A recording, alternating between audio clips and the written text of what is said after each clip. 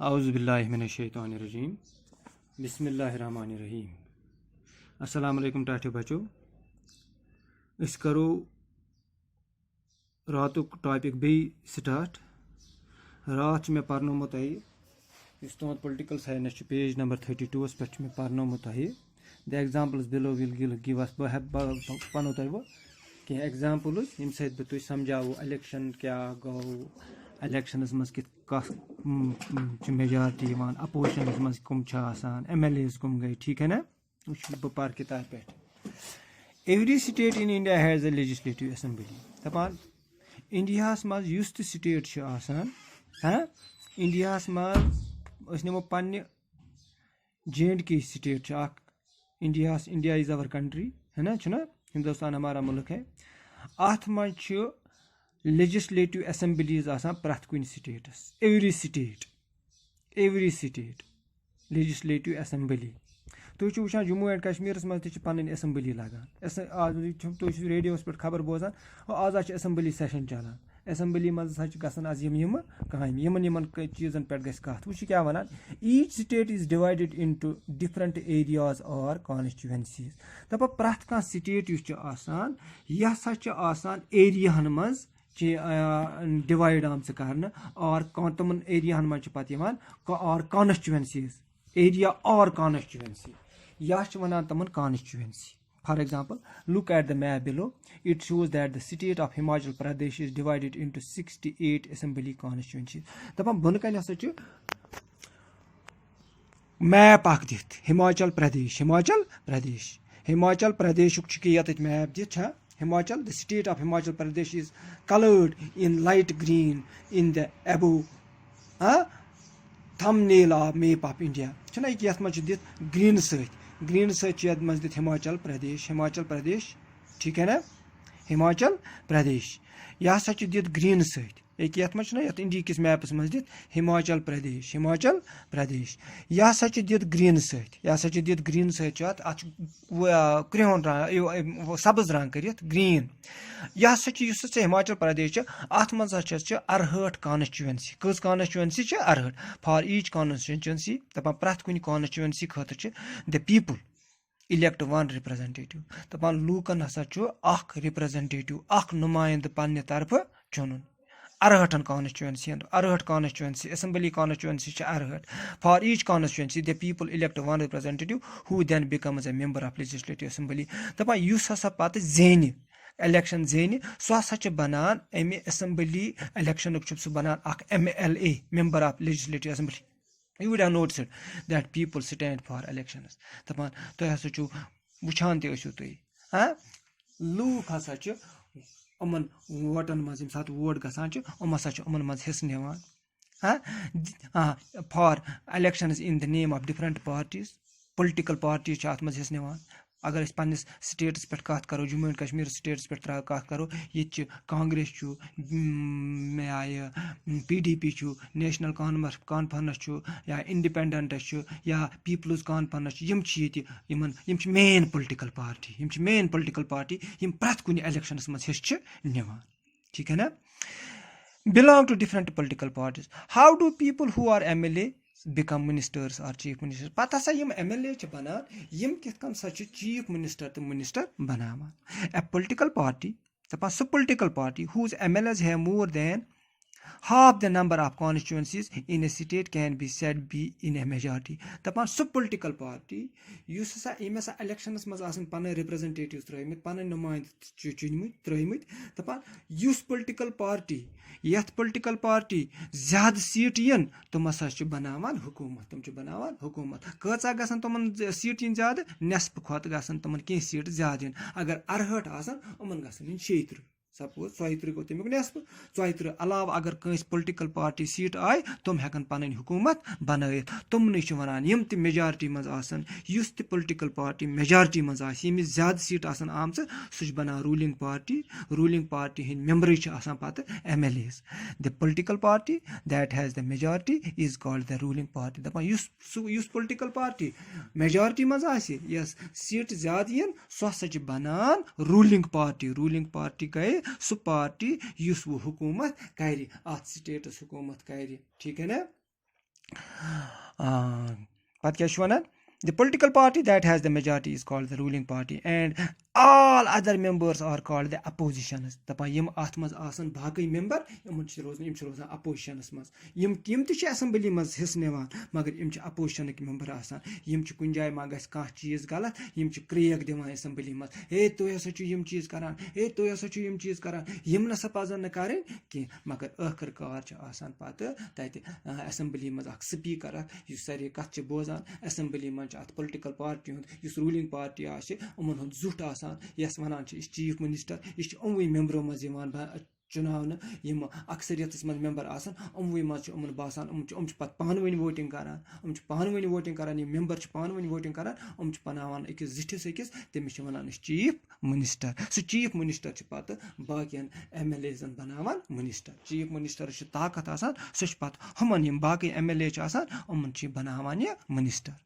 For example, the Legislative Assembly of the state of Himachal Pradesh has 68 MLA constituencies. وٕچھو أسۍ نِمو مِثال أسۍ چھِ کران ہِماچل پردیشٕچ کَتھ أسۍ چھِنہٕ پَنٕنہِ جموں اینڈ کشمیٖرٕچ کَتھ کران کینٛہہ وٕچھو result of the assembly elections in Himachal Pradesh in 2017 منٛز چھُ ییٚتہِ الیکشن 2017 منٛز چھُ 2017 الیکشن چھُ اَسہِ ییٚتہِ مدِ نظر یَتھ کِتابہِ پٮ۪ٹھ تُہٕنٛز پیج نمبر 33 یَس پٮ۪ٹھ چھُ اَتہِ دِتھ result of assembly election in Himachal in 2017 political party چھِ number of M L As Bharatiya Janata party B J P یِمو چھُ الیکشن زیوٗنمُت یِمو اَتھ منٛز چھِ یِہِنٛدۍ 42 مٮ۪مبر 42 ایم ایل اے چھُ زیوٗنمُت یِم چھِ لوٗکو چُنٲومٕتۍ پننہِ ووٹہٕ سۭتۍ انڈین نیشنل کانگریسس چھِ آمژٕ 21 سیٖٹہٕ یِمو چھُ زیوٗنمُت 21 سیٖٹن پٮ۪ٹھ 21 جاین پٮ۪ٹھ ہُمو چھُ زیوٗنمُت 42 پٮ۪ٹھ کمونسٹ پارٹی آف انڈیا یا یِمو چھُ زیوٗنمُت أکۍ نفرن چھُ یِہِنٛدۍ زیوٗنمُت اِنڈِپینڈنٹس گٔے آزاد اُمیدوارو چھُ دۄیو زیوٗنمُت 68 منٛز وٕچھِو تُہۍ ساروِیو کھۄتہٕ زیادٕ سیٖٹہٕ کَس چھِ ساروِیو کھۄتہٕ زیادٕ سیٖٹہٕ چھِ B J P is the party who becoming ruling party یُس ہسا یہِ بی جے پی چھِ یہِ ہسا کرِ اَتھ 2017 منٛز ہسا چھِ یِہُنٛدُے یِموٕے زیادٕ سیٖٹ نِمژٕ تہٕ یہِ بَنہِ روٗلِنٛگ پارٹی یہِ کرِ اَتھ سِٹیٹس حکوٗمت کَتھ سِٹیٹس ہِماچل پردیشس ہُم باقٕے مٮ۪مبر چھِ یِم روزان اپوزِشنس منٛز candidates from various political parties won the 2017 assembly elections and became M L As since the total number of M L As in the legislature assembly 68 دَپان چھِ 68 ہسا ٲسۍ مٮ۪مبر ٹوٹل 68 کانسٹچُوینسی آسہٕ یِمو منٛز ہسا چھِ 42 مٮ۪مبر آمٕتۍ کٕمن بی جے پی والٮ۪ن یِم ہسا روٗلِنٛگ یِم ہسا میجارٹی منٛز آسان میجارٹی منٛز یِمن زیادٕ سیٖٹ آسان یِم بَناوان روٗلِنٛگ پارٹی یِمے بَناوان پَنُن چیٖف مِنِسٹر یِمے بَناوان پَنٕنۍ ایم ایل ایز مگر ایم ایل ایزن کُس بَنایہِ یِمن چھِ بَناوان چیٖف مِنِسٹر گۄڈٕ بَناوان یِم پَنُن زُٹھ یِم 42 مٮ۪مبر سَمان ایسمبلی ہالس منٛز یِم بَناوان پَنُن زُٹھ ییٚلہِ یِم پَنُن زُٹھ بَناوان تٔمِس چھِ وَنان چیٖف مِنِسٹر بَنایہِ پَتہٕ یِموٕے منٛزٕ یِمنٕے ایم ایل ایزو منٛز بَنایہِ سُہ مِنِسٹر یُس مِنِسٹر چھُ بَناوان سُہ کُس چھُ بَناوان ایم ایل اے سُہ چھُ بَناوان چیٖف مِنِسٹر یِم مِنِسٹر بَنن تِم بَنن یِموٕے یِم مٮ۪مبر آف لیجسلیٹِو ایسمبلی آسان بَنیمٕتۍ یِموٕے منٛز بَنن وۄنۍ مِنِسٹر ٹھیٖک ہے نا would have needed to have more than 34 MLAs in order to gain majority مےٚ ووٚن نہ کم سے کم گژھن یِنہِ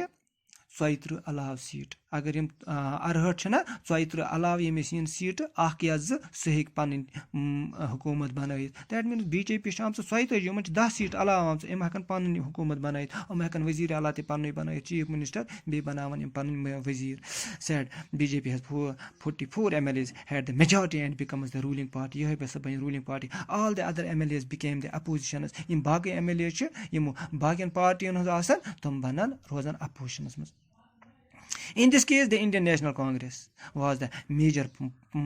opposition party. دَپان اَمہِ پَتہٕ ہسا چھُ وٕچھُن ٹیبلَس پٮ۪ٹھ چھِ اَسہِ نظر ترٛاوٕنۍ سیٖٹن پٮ۪ٹھ چھِ اَسہِ نظر ترٛاوٕنۍ یُس اپوزِشنس منٛز ساروی کھۄتہٕ زیادٕ اَکثریت آسہِ سُہ چھُ کانگریسس Indian National Congress INC since it had the largest number of MLAs after the BJP among the oppositions were other parties بیٚیہِ ہسا چھِ باقٕے پارٹی تہِ 2 پارٹی چھِ بیٚیہِ تہِ یُس سۄ کمونِسٹ پارٹی چھِ اِنڈِپینڈنٹ چھِ تِم تہِ ہسا چھِ 3 نفر یِہِنٛدۍ یِم تہِ ہسا آسن انکلوٗڈِنگ does who had been elected as independent candidates یِم تہِ ہسا روزان اپوزِشنس منٛز آفٹر د الیکشن ییٚلہِ ہسا الیکشن گژھان چھُ اینڈ چھُ الیکشن گژھان یِم ایم ایل اے چھِ بَنان the M L As belonging to the ruling party will elect their leader will elect their leader पतः हसा छ पनुन लीडर चुनावान who will become the chief minister यम 42 मेंबर यम रूलिंग पार्टी 42 मेंबर छ यम हसा छ पान वन पत असेंबल गसान यम हसा छ पान वन पत मीटिंग करान इस अमन बासी अमो 42 मा जुट बनावन सो हसा छ बनान अमन लीडर तमसी लीडर छ वना चीफ मिनिस्टर बनान छ अमो मज अख chief minister in this case this BJP MLA have choose Shri Jairam Thakur दपा एम साथ हसा आय ज्यादा वोट केमिस जयराम ठाकुरस चीफ मिनिस्टर बना 2017 मज कत Himachal Pradesh the chief minister then selects other people as ministers पता सा ये चीफ मिनिस्टर यह हसा हमन बाकियन यम MLA member of legislative assembly हमो 42 मज बना अख कुस बना चीफ मिनिस्टर पत रू 43 अमो 43 मज वुचान पत चीफ मिनिस्टर अमिस नजर मे कुस वो मिनिस्टर बनावन यम मेन यम काम करन लुकन बनान मिनिस्टर्स कुस बनावान ये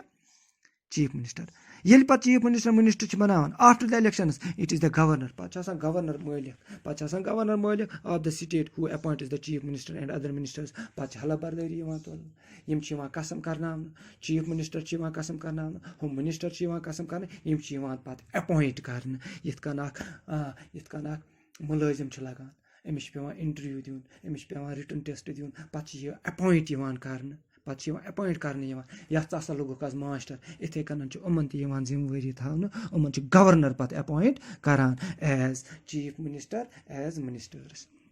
the chief minister and other ministers have the responsibility उमन हसा जिम्मेवारी दिन of running various government departments of ministries they have separate offices उमन अलग अलग office दिन a legislative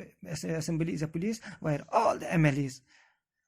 whether from the ruling party or from the opposition meet to discuss various things तपा पत हसा उमन legislative assembly बोड बार building अत मज बोड बार हॉल अम खतर मखसूस आमुत कर बज मीटिंग गम एमएलए अति समान मिनिस्टर समान अति डिस्कस गि बहस मुबहस गि असेंबली लगान क्या लगान लूकन मसल हल कर Hence, some MLAs have dual responsibility. Aiden MLAs ज़्यादा responsibility थाम तुम ज़्यादा जिम्मेवारी थाम as an MLA and the other as ministers. We will read about this further. Inshallah. आज परो इस ईचाहन मैं वोन तो आई इलेक्शन रूलिंग पार्टी क्या गई अपोजिशन मज कम बेहान रूलिंग पार्टी तो रूलिंग पार्टी हुकूमत करान तमो मज बनान चीफ मिनिस्टर पे चीफ मिनिस्टर बनावान हमन एमएलए अमिक मेंबर तमो मज पे मिनिस्टर चारन पे तुम पे गवर्नर अपॉइंट करान ये गवर्नर तुम अपॉइंट पे करान पे रेस्पॉन्सिबिलिटी तमन डिपार्टमेंट्स हवाल कर अकिस आव एजुकेशन डिपार्टमेंट हवाल कर अकिस आव एग्रीकल्चर बेकिस आव हेल्थ डिपार्टमेंट दिन ठीक है ना इथे कन पे पन जिम्मेवारी पूरे करें तो लुकन हंद मसला हल करें इंशाल्लाह कल हम आगे पढ़ेंगे पेज नंबर 34 पे पढ़ो a debate in the legislative assembly इंशाल्लाह ये मैं आपको कल सिखाऊंगा कि अत मज कम चीज गसान अत मज क्या डिबेट्स मज क्या गसान असेंबली मज यम साथ डिबेट लगान तथ मज क्या गसान इंशाल्लाह ये हम कल पढ़ेंगे बाकी शुक्रिया।